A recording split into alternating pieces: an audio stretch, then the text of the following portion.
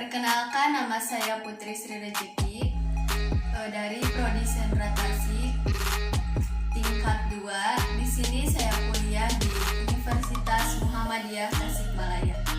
Di sini saya akan menjelaskan tentang hakikat ipteks dalam pandangan Islam. Yang pertama, konsep ipteks dalam Islam.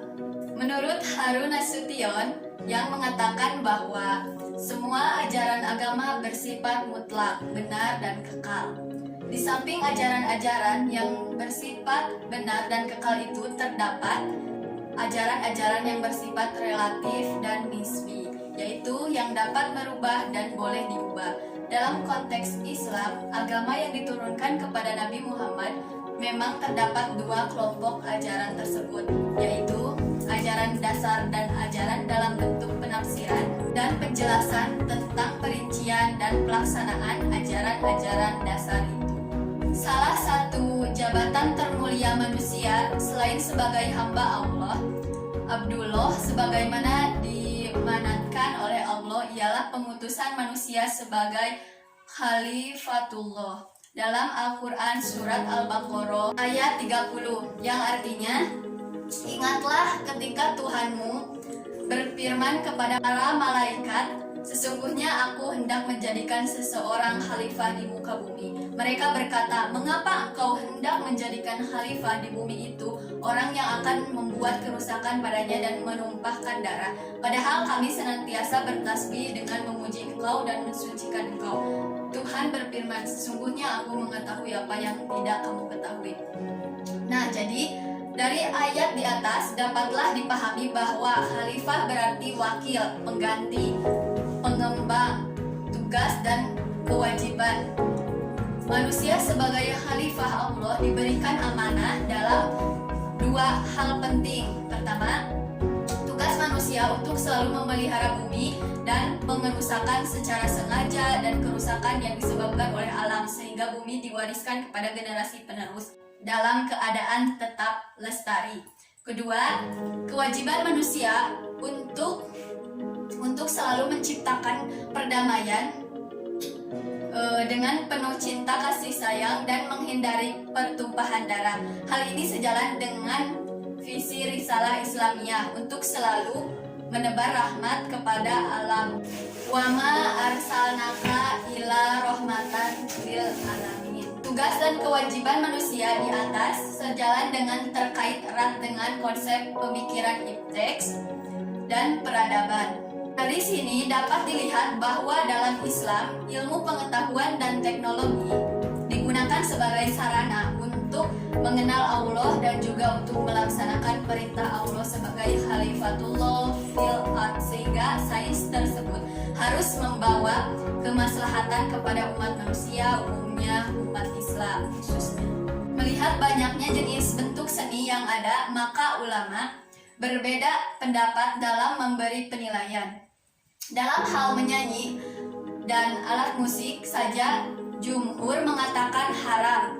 Namun Abu Mansur al-Baghdadi mengatakan Abdullah bin Ja'far berpendapat bahwa menyanyi dan alat musik itu tidak masalah. Dia sendiri pernah menciptakan sebuah lagu untuk dinyanyikan para nelayan.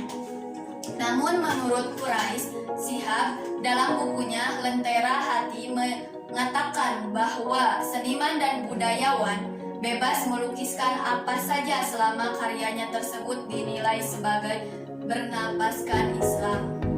Melihat berkembangnya seni yang ada, penulis memandang pendapat Quraisy Shihab lebih arif dalam menyikapi perkembangan zaman, yang mana kebutuhan masa kini tentu saja lebih kompleks sifatnya dibandingkan dengan kebutuhan pada awal masa Islam. Fakta ipteks dalam Al-Quran. Di sini akan dipaparkan beberapa fakta ilmiah dalam Al-Quran. Salah satu sifat asli Al-Quran yang membedakannya dari Bible adalah bahwa untuk mengilustrasikan penegasan yang berulang-ulang tentang kemahakuasaan Tuhan, kitab tersebut merujuk kepada suatu keragaman gejala alam. Selanjutnya, hubungan ilmu, agama, dan budaya.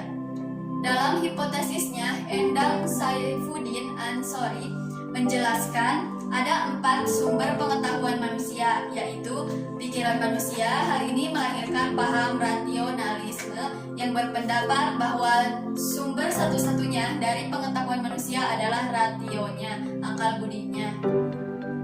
Aliran ini sangat mendewakan akal budi manusia yang melahirkan paham intelektualisme dalam dunia pendidikan. Pengalaman manusia. Dengan ini munculnya aliran empirisme yang melopori oleh tokoh yang bernama John Locke.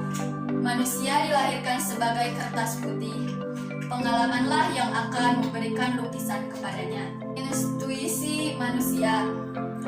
Kalau pengetahuan yang diperoleh secara rasional dan empiris merupakan produk dari suatu rangkaian penalaran, maka intuisi merupakan pengetahuan yang diperoleh tanpa melalui proses penalaran itu. Istilah teknologi berasal dari perkataan Yunani teknologia yang artinya pembahasan sistematik tentang seluruh seni dan kerajinan. Teknologi yaitu usaha manusia dalam mempergunakan segala bantuan fisik atau jasa-jasa yang dapat memperbesar produktivitas manusia melalui pemahaman yang lebih baik, adaptasi dan kontrol terhadap lingkungannya.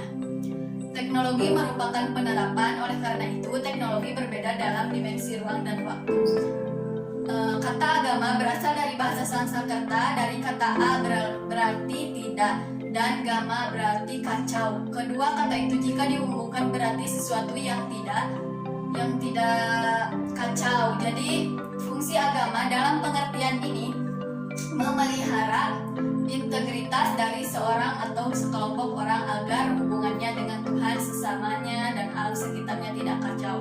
Karena itu, menurut Hinduisme, agama sebagai kata benda berfungsi memelihara integritas dari seseorang atau sekelompok orang agar hubungannya dengan realitas tinggi. Di dalam Kamus Besar Bahasa Indonesia disebutkan bahwa budaya adalah pikiran, akal budi, adat istiadat, sedang kebudayaan adalah hasil kegiatan dan pencapaian batin akal budi manusia seperti kepercayaan, kesenian, dan adat istiadat.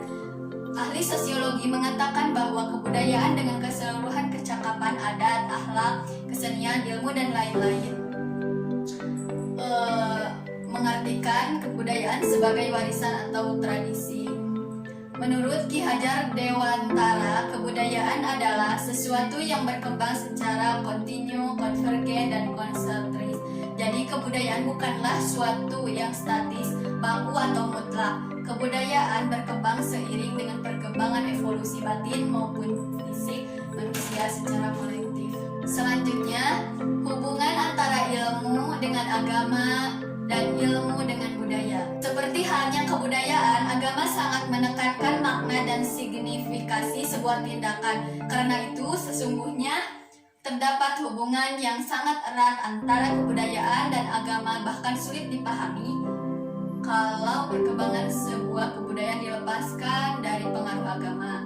Sesungguhnya tidak ada satupun kebudayaan dilepaskan dari pengaruh agama. Untuk sebagian kebudayaannya juga terus ditantang oleh ilmu pengetahuan moralitas, sekular, serta pemikiran kritis. Meskipun tidak dapat disamakan, agama dan kebudayaan dapat saling mempengaruhi. Agama mempengaruhi sistem kepercayaan serta praktik-praktik kehidupan. Sebaliknya, kebudayaan pun dapat mempengaruhi agama, khususnya dalam hal bagaimana agama diinterpretasikan, bagaimana ritual-ritual harus dipraktikkan. Tidak ada agama yang bebas dari budaya, dan apa yang disebut dengan sang ilahi tidak akan mendapatkan makna manusiawi yang tegas tanpa mediasi budaya dalam masyarakat Indonesia.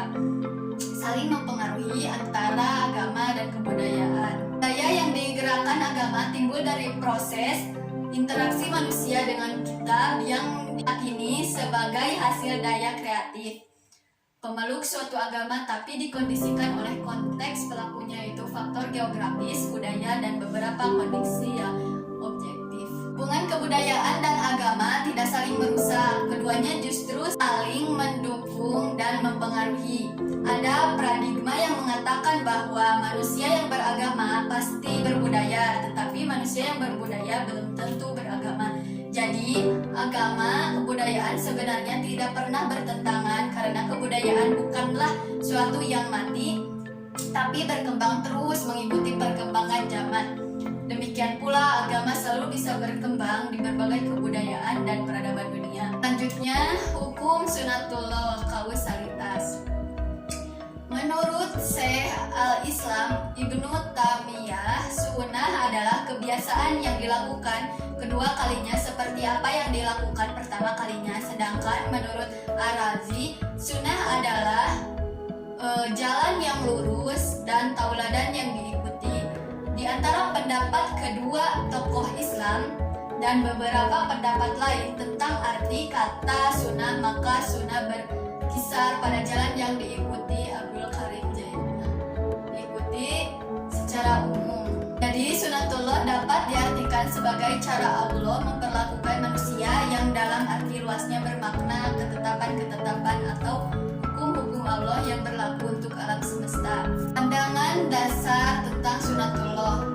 Sunatullah yang banyak disebutkan di dalam Al-Quran merupakan tema bagi aturan global yang berlaku dan ditetapkan oleh Allah terhadap seluruh komponen dan semesta. Dalam surat Al-Kahfi ayat 84, yang artinya kami datangkan bagi setiap sesuatu dengan adanya sebab.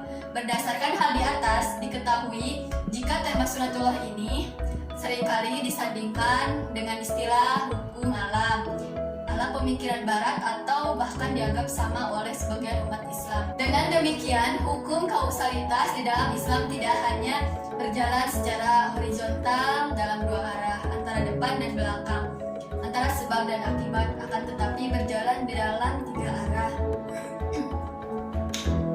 Horizontal, vertikal, depan, belakang, serta atas sudut belakang adalah peristiwa atau usaha dari potensi suatu benda atau manusia. Sedangkan sudut vertikal adalah kekuasaan dan kehendak Allah, dan sudut depan adalah hasil akhir. Selanjutnya, ketentuan sunatullah. Sunatullah adalah hukum kausal, hubungan sebab akibat yang terjadi di alam yang dapat diterangkan secara ilmiah. Misalnya, seseorang sakit kemudian dia memakan obat lantas sembuh. Ini adalah sunatullah, hubungan sebab akibat. Jika makan obat, maka bakteri penyebab sakit akan mati, dan penyakit yang disebabkan oleh bakteri tersebut akan hilang dan sembuh. Jika tidak makan obat, kemungkinan sembuh dengan segera itu kecil. Dengan mengetahui hubungan sunatullah di atas, maka kita harus tidak meyakini bahwa obatlah yang menyembuhkan si sakit, tetapi Allah, karena dengan sunatullah yang berlaku di alamlah yang menyebabkan si sakit sembuh setelah makan obat. Obat di sini hanyalah usaha manusia. Dengan makan obat, maka hubungan sebab akibat berlaku dan menyembuhkan si sakit. Sunatullah sesuatu yang dapat diukur, diperhitungkan, diramalkan, membedakan mana ramalan atau prediksi ilmiah dengan ramalan yang menyebabkan syirik. Ramalan cuaca, ramalan akan terjadi gerhana bulan, matahari adalah contoh-contoh ramalan prediksi ilmiah yang dapat melalui penelitian dan perhitungan ilmiah. Tetapi jika ramalan nasib, pakai kartu ramalan nasib dengan bintang berdasarkan tanggal lahir, astrologi adalah contoh-contoh ramalan yang dapat jatuh kepada kemusyrikan. Sekian penjelasan dari saya. Mohon maaf bila banyak kesalahan. Yang benar hanya ada pada Allah, yang salah ada di diri saya sendiri. Sekian, wassalamualaikum warahmatullahi wabarakatuh.